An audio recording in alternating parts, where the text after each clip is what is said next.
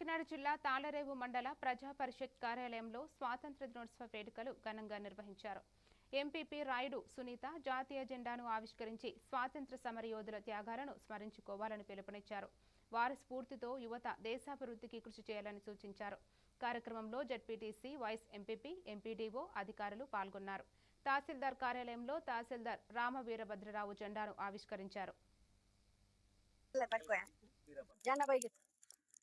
అది స్వాతంత్ర దినోత్సవ నా తాళరే మండలం తరపున ప్రజలందరికీ, దాట్ల బుచ్చిరాజు గారు మా ఎమ్మెల్యే గారికి, ఎంపీ గారు గంటి ఆర్ఎస్ మాధురి గారికి కూడా, మా కూటమి నాయకులందరికీ స్వాతంత్ర దినోత్సవ శుభాకాంక్షలు తెలియజేసుకుంటున్నాను.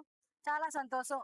ఈరోజు ఇంత స్వాతంత్ర దినోత్సవ సందర్భంగా ఈ పతాక ఆవిష్కరణ చేసిన ఎంపీపీ శ్రీమతి రాయుడు సునీత కాంగదర్ గారికి, అలాగే వైస్ ఎంపీపీ యూరిపూడి నారాయణ ప్రసాద్ బాబీ గారికి, కలపల్ గారికి, మున్సిపల్ గారికి, రాంబాబు గారికి, విజయ్ గారికి, అలాగే సోదర ఎంపీటీసీలు, అలాగే ఎండిఓ గారు.